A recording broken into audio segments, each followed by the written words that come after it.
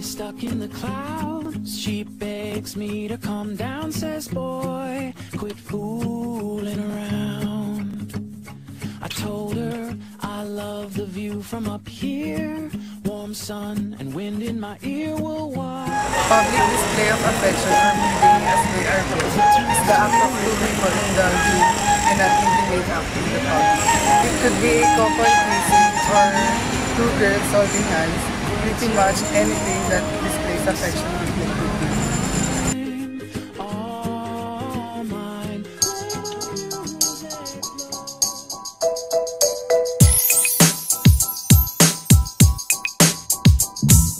It depends. If it's a very intense PDA, then you need to control.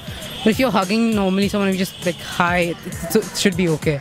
साथ में घूमना अलग थिंग है और गलबैया करना और ये sexual activity करना वो गलत चीज है. Move away. It's their personal space and I mean it's public space.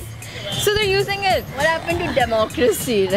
It's legal only for friends, not for like attached couples and all. It's like that something. I think it should be legalized. It's people's choice, no? You cannot stop them from doing. They are not harming anyone. They are just fulfilling their desires. So I think it's okay. We don't live in that stricter country yet. That I mean, it's just hugging. You cannot say that it is a legal thing, no? लेकिन आजकल के बच्चों जो छोटे बच्चे रहते हैं वो देखते हैं ना वो सब. In foreign countries, it's very casual. It's unlike over here. What's wrong in hugging in public, right? So I don't think it's wrong. It should be allowed. In case of hugging, it's enough. But over about that, to get intimate in any surrounding areas.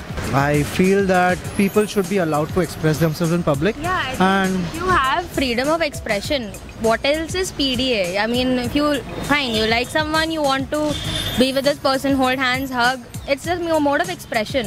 ये एक तरीके से समाज के प्रति अपराध है. सोसाइटी के खिलाफ अपराध है ये. I think everyone has the choice to do whatever they want. It's a free country. Yeah, I think so. If you know what you are doing and if it is not really crossing the limits, then I think it should be allowed. Well, I think it's basically a very personal thing and it should not be legalized. So like when a mother goes and hugs her child, okay, and gives him a very tight hug, that's also PDA only then technically. So what do you want? You want cops to come and like put the mother and the child in the jail as well, or what? I think it's okay if it's legalized, but then a lot of people in the masses of our country are not going to agree with me. ये सब public सब देखते हैं तमाशा हो जाता है फिर सब लोग वही देखेंगे. Come on, everyone has. This like constitution is given a right, saying that everyone has the freedom to do what they want. Punishment तो देनी चाहिए. It should be allowed.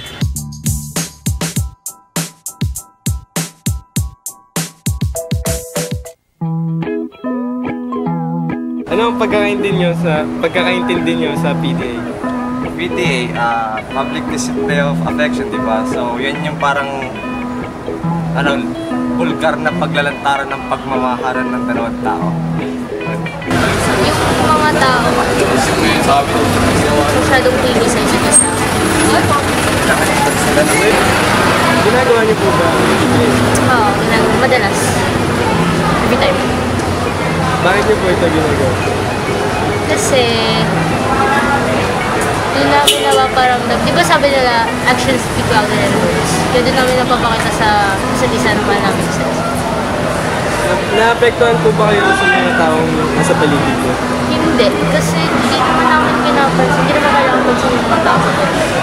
PDA, public display of affection. Yung kapag sweet sila in public, kahit hindi naman dapat.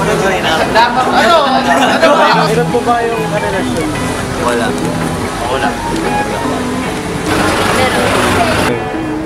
Wala pa.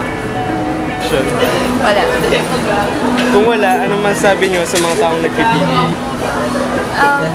Ayaw ko ng PDA. Naiirita ako kapag may nakikita ako nagpi-PDA or basta hindi ko kaya. If ever may karelasyon man ako, hindi ko magagawang mag-PDA. Kasi parang inappropriate siya. Kung pwede lang, huwag na nilang gawin kasi nakakairita. Sana naman, isipin din nila may mga nakakakita sa kanila. Naiingit, gano'n. Gawin na nila sa private. Pero somehow, kapag babae, okay lang sa akin eh.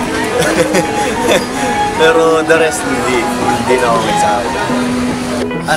Ilugar nila sa tama yung yung ginagawa nila kasi minsan hindi maganda sa mata ng ibang tao yung ginagawa nila. Nawala sila ng privacy sa buhay nila.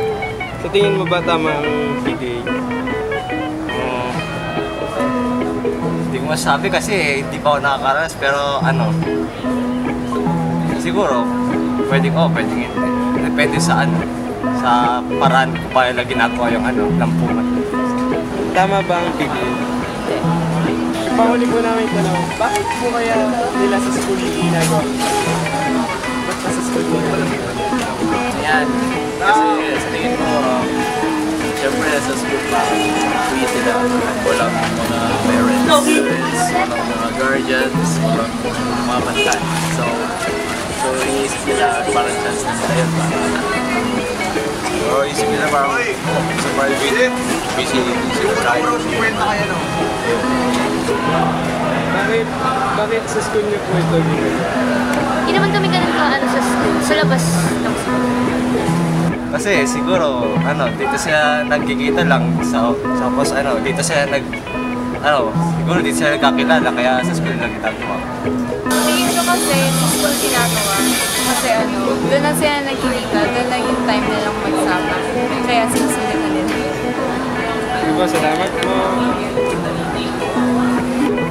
Salamat din. Uy, kakakapin pa lang. Salamat. Punta SM yung utang. Kuya, ano po ang pagkakaintindi niyo sa PDA? Gaya ng sinabi mo kanina, yung PDA, yung mga ganyan na nasa public po na yung mga shooter na yan, naglampungan dyan.